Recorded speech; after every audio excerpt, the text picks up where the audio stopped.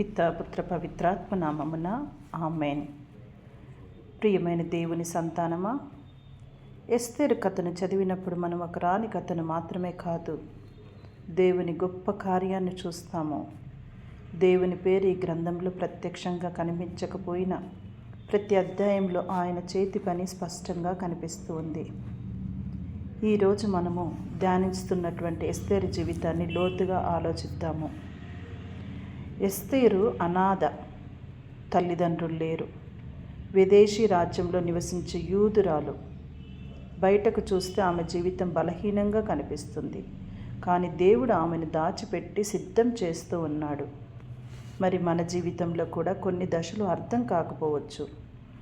ఎందుకు ఈ కుటుంబము, ఎందుకు ఈ కష్టము, ఎందుకు ఈ నిరీక్షణ, ఎవరి కోసం జీవిస్తూ ఉన్నాను, ఎందుకు జీవిస్తూ ఉన్నాను, ఎందుకు నాకు ఈ నిశ్శబ్దమైనటువంటి ఆందోళన.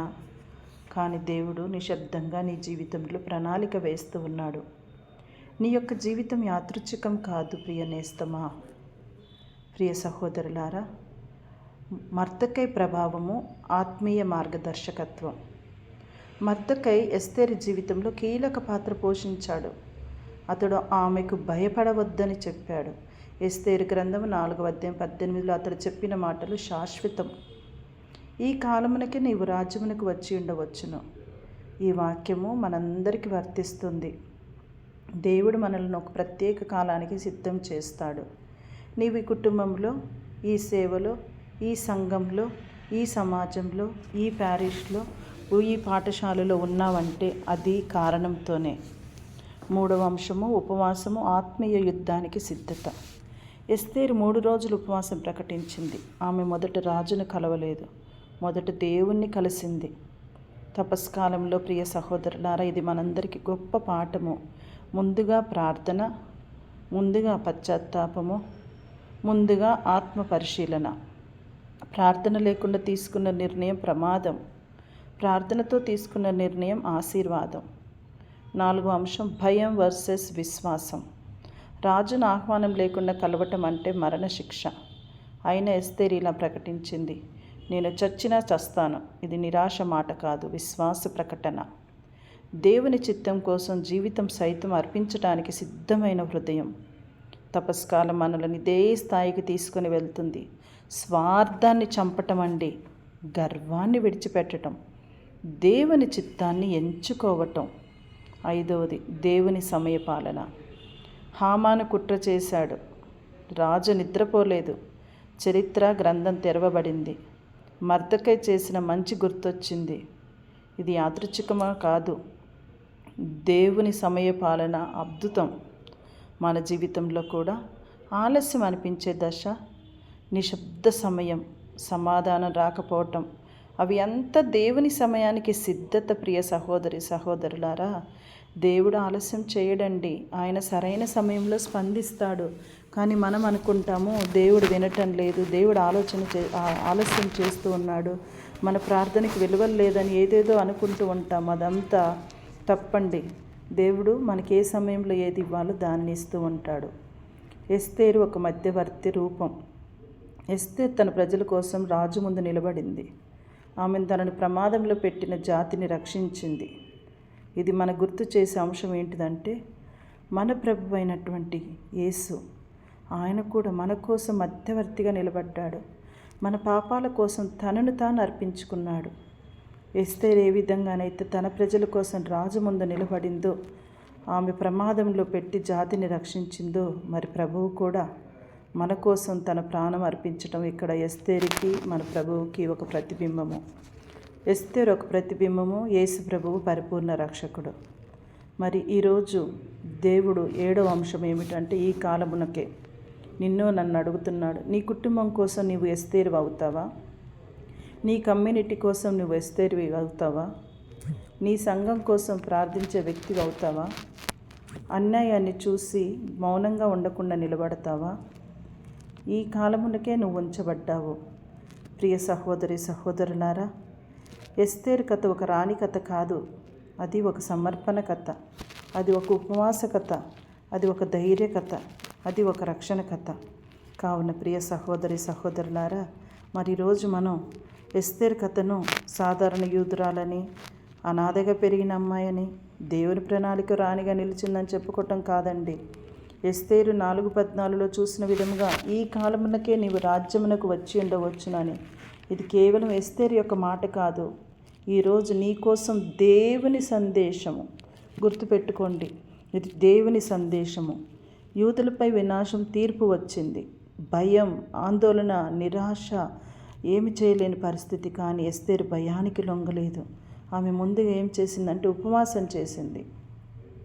తపస్కాలంలో కూడా మనల్ని హృదయశుద్ధి చేసుకోమంటే ముందు ఉపవాసం చేయమంటుంది. ఉపవాసం అంటే ఆహారం కాదు, ఇతరులను క్షమించటము, మనం ఏదైతే తప్పు చేస్తున్నామని మనకు అనిపిస్తుందో దాని నుంచి దూరంగా ఉండటము, మనకు అప్పగించినటువంటి బాధ్యతలను ఇతరుల మీద ఇన్ని రోజులు వేసున్నట్లయితే ఇప్పుడు మన వాటిని మనమే చేయటము, సోమర్తనాన్ని వీడటము, నిద్రపోతుతనాన్ని వీడటము, పనుల భారాన్ని అన్ని మీద వేసుకొని ఇతరులను బాధ పెట్టకుండా, కోపాన్ని తగ్గించుకొని, అసూయ గర్వం లేకుండా మన పని మనం చేసుకోవటానికి ముందుగా ఉండాలి. ఇదే ఉపవాసం అంటే. మరి ధైర్య నిర్ణయం. రాజును కలవటం అంటే ప్రాణహాని, కానీ ఆమె చచ్చినా చస్తానని విశ్వాస ధైర్యము. దేవునిపై నమ్మకం ఉన్నవాడని భయాన్ని జయించింది. మరి ఇలాంటి ఎస్తేరు ఎంత గొప్ప ఫలితాన్ని పొందుకుందంటే దేవుడి పరిస్థితులను మార్చాడు. హామాను కుట్ర విఫలమైంది, యూదులు రక్షింపబడ్డారు. కానీ ఇక్కడ ఎస్తేరు యొక్క ప్రార్థనను దేవుడు ఆలకించి నిశ్శబ్దంగా ఆమెతో పని చేయించాడు. ప్రియ సహోదరులారా, ఇక్కడ ఒక క్లైమాక్స్ ఉంది.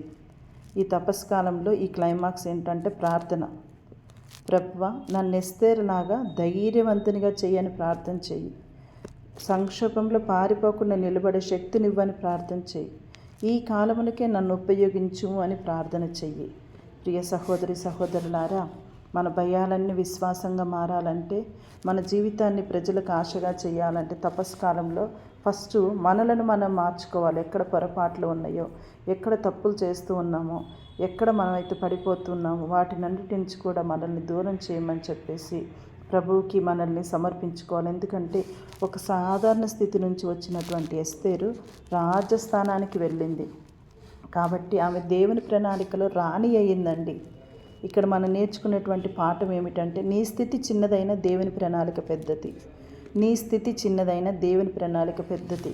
కావున సహోదరి సహోదరులారా, మరి యూదులపై వినాశనం తీర్పు వచ్చినప్పుడు ఎస్తేరు భయపడలేదు.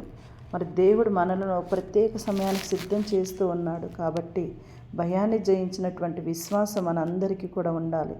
నిజమైన విశ్వాసం త్యాగం కోరుతుంది. నిజమైనటువంటి విశ్వాసం ఏం చేస్తుంది? త్యాగం కోరుతుంది. విజయానికి ముందు ప్రార్థన అవసరం. ప్రియ సహోదరి సహోదరులారా, మనం ఏ పని చేస్తున్నా ఉదయకాలం నుంచి సాయంకాలం వరకు పని ప్రారంభానికి ముందు మనం తప్పకుండా ప్రార్థన చేయాలండి. లేచిన దగ్గర నుంచి పడుకునేంత వరకు 5 సార్లు మనం లేవగానే పెద్దలకడ ప్రార్థన, ఉదయకాల ప్రార్థన, మధ్యకాల ప్రార్థన, సాయంకాల ప్రార్థన, రాత్రికాల ప్రార్థన, ఇన్ని ప్రార్థనలు చేసుకుంటూ మనం ఏ క్షణానికి ఆ క్షణం దేవుడికి వందనాలు చెప్పుకోవాలి. రెండవది, నిజమైన విశ్వాసం త్యాగం కోరుతుంది. విశ్వాసం ఉన్న దగ్గర త్యాగం ఉంటుంది. మనం ఎవరినైనా దేవుని నమ్మి మన విశ్వాసంతో అడుగుతాము. మరి పొలంలో విత్తనాలు వేసే ముందు కూడా విశ్వాసంతో మనం విత్తనాలు వేస్తాము రైతు. మరి ఆ తర్వాత త్యాగంతో పని చేస్తూ ఉంటాడు. తనను తాను పూర్తిగా ఎండనక వాననక కష్టము నష్టము చలి ఏది కూడా పట్టించుకోకుండా త్యాగంతో పని చేస్తాడు. మరి అలాగే మరి మన జీవితంలో కూడా దేవుని పేరు ఎస్తేరు గ్రంథంలో నేరుగా ఎక్కడ కనిపించదు, కానీ ఆయన కార్యం స్పష్టంగా కనపడుతుంది. ప్రియ సహోదరులారా, మరి దేవుడు నిశ్శబ్దంగా పనిచేస్తాడు. మనందరి జీవితాలలో చూస్తూ ఉన్నాం. దేవుడు ప్రత్యక్షంగా వచ్చి బిడ్డ నువ్వు ఇలా ఉండి ఇలా ఉండి అనట్లేదు. నిశ్శబ్దంగా తాను ఇతర రూపాలలో, ఒకవేళ మనం కష్టంలో ఉన్నప్పుడు ఎవరో ఒకరు ఆదుకున్నప్పుడు అప్పుడు దేవుడు ఆదుకుంటూ ఉంటారు. అనారోగ్య సమయంలో మనం నడవలేని స్థితిలో ఉన్నప్పుడు, పడిపోతున్నప్పుడు ఎవరో ఒకరు చేయిని అందిస్తే అక్కడ దేవుడు ప్రత్యక్షంగా మనకి చేయిని అందిస్తున్నట్లుగా. కాబట్టి సహోదరి సహోదరులారా, ఈ తపస్కాలంలో మనం త్యాగం, ప్రార్థన, సమర్పణతో కూడినటువంటి జీవితాన్ని జీవిస్తూ ఎస్తేరు లాంటి హృదయం మనకు అవసరం. ఉపవాసం చేద్దాం, ప్రార్థనలో నిలిచి ఉందాము, భయాన్ని జయించుదాం, దేవుని పిలుపుకి స్పందించుదాము. కావున ప్రియ సహోదరి సహోదరులారా, ఇది ఎస్తేరు జీవితము ఒక కథలా మనం అనుకోవద్దండి. ఆమె కుటుంబాన్ని రక్షించింది, సమాజాన్ని ప్రభావితం చేసింది. కావున ఈ తపస్కాలంలో దేవుడు నిన్ను నన్ను మనందరినీ కూడా ఒక స్త్రీ అని చెప్పటం లేదు, మనందరినీ కూడా రెండో ఎస్తేరులాగా మారి మరి మనం కూడా మన వంతు మంచి చేయటానికి ప్రయత్నం చేద్దాం. దేవుడు తప్పకుండా మనం చేసేటువంటి ప్రతి పనిలో తోడుగా ఉండి మనల్ని ఎస్తేరు లాంటి విశ్వాసంతో ముందుకు నడిపించునుగాక. ఎస్తేరు లాంటి భయాన్ని జయించినటువంటి జీవితం మనకు ప్రసాదించునుగాక. దేవుడు నిన్ను నన్ను మనందరిని ఒక కారణం కోసం ఎంచుకున్నాడు కాబట్టి మరి ఈ సమయంలో మనం ఉపవాసం ప్లస్ ధైర్యం అద్భుతం, ఇదే ఎస్తేరు కథ అని గుర్తుపెట్టుకొని మనమంతా కూడా ఈ కాలమునకు దేనికి భయపడకుండా దేవుడు మనల్ని ఎంచుకున్నాడు కాబట్టి రాణి ఎస్తేరు లాంటి విశ్వాసం కలిగి మంచి జీవితము జీవిద్దాము. దేవుడు మనల్ని తప్పకుండా కాచి కాపాడునుగాక. ప్రే ఫాస్ట్ స్టాండ్.